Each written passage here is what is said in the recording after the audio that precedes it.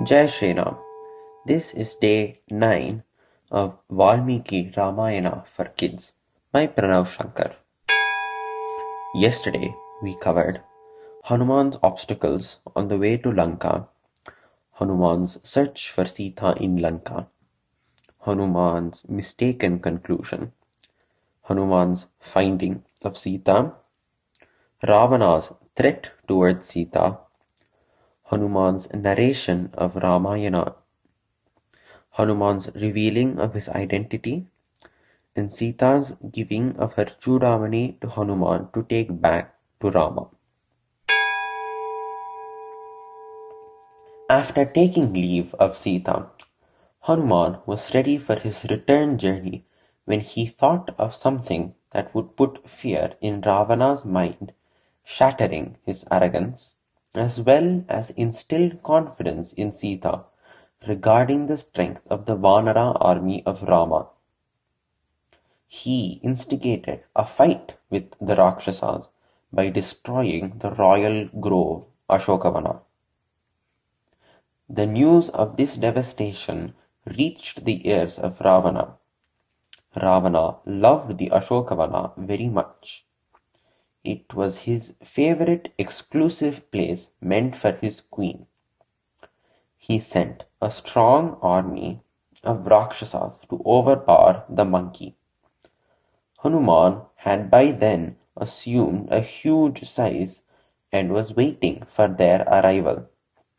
He was delighted to see things happening the way he desired. Hurling iron rods, pillars, and trees picked up from the ruins of Ashokavana, he killed all of them. Ravana was shocked to know the valor of a single monkey. He sent Jambumari, the son of Prahasta, and later another contingent of 5 mighty commanders against Hanuman, who destroyed all of them.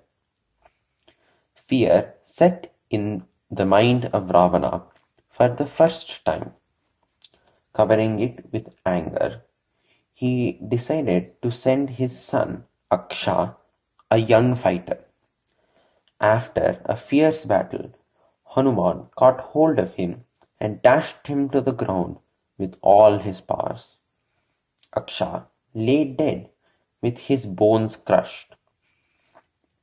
Ravana's anger mounted, and he finally sent his invincible son Indrajit, the conqueror of Indra. Failing to subdue Hanuman with his arrows, Indrajit decided to use Brahmastra.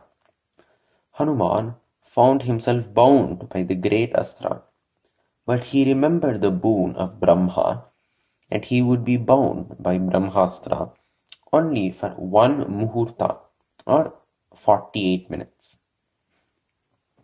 In the meantime, the Rakshasas came running towards him and bound him with other materials, fearing Hanuman might suddenly get up and attack. Unfortunately, at the touch of the ropes and barks, the Brahmastra lost its supernatural power, as no astra would tolerate the interference of another force. Hanuman became free from the influence of the astra even before a muhurta. Indrajit knew this and was very disappointed. However, Hanuman wanted to welcome the opportunity to function as a messenger and have an audience with Ravana. To the surprise of Indrajit, Hanuman allowed himself to be dragged to Ravana's court. Hanuman was wonderstruck to behold the splendor and glory of Ravana seated on his throne with the royal crown on his head. The magnificent figure of Ravana was radiant with ornaments. The whole court was shining with the brilliance of precious gems and decorated every part of it. Ravana ordered his minister Prahasta to question the monkey. Hanuman, on the other hand, faced Ravana directly and replied.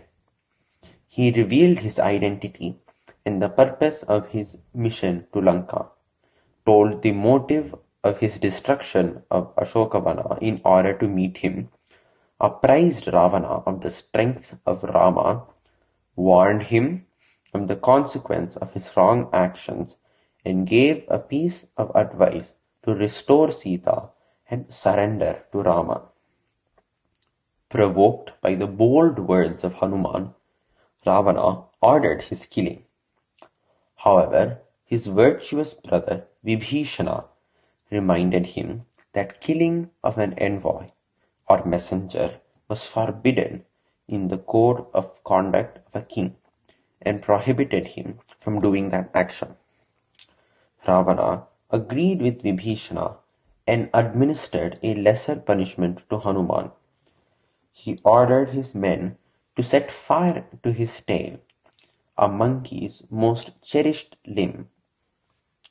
With his tail wrapped up in oil-soaked rags and lighted, Hanuman was paraded in the streets of Lanka to the accompaniment of music. In the meantime, when Sita came to know about the incident, she prayed to the deity of fire to protect Hanuman. Hanuman wondered at this grace of fire not harming him at all. He endured the kicks and blows and the heaps of insult that he received all the way.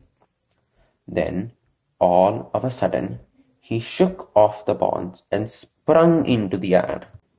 Deciding to teach Ravana one more lesson, he set fire to all the mansions in Lanka except Vibhishana's with his tail fire. Having achieved success on his mission, he flew back with lightning speed to report the good news to the Vanaras. He alighted on Mount Mahendra with a triumphant roar and narrated the story of Sita's discovery. They immediately set out for Kishkinda. On the way, they halted at the Madhuvana grove, which was special to Sugriva. The grove was guarded by Dadhimukha. In the jubilant mood and permitted by Prince Angada, the Vanaras went on a rampage, eating and partying on in the grove. Dadhimukha immediately went and reported the ruin caused by the Vanaras to Sugriva. Sugriva inferred the success of the Vanaras and, unmindful of the damage to Madhuvana, told Dadhimukha to immediately send them back to Kishkinda. Angada revealed the news of Sita's discovery to Rama. Hanuman then elaborately narrated all the episodes to the happy Rama. He gave the crest jewel or Chudamani of Sita to Rama and told him to take the Chitrakuta incident that she had narrated as a token of proof. Rama embraced Hanuman with gratefulness and love. Jai Shri Ram.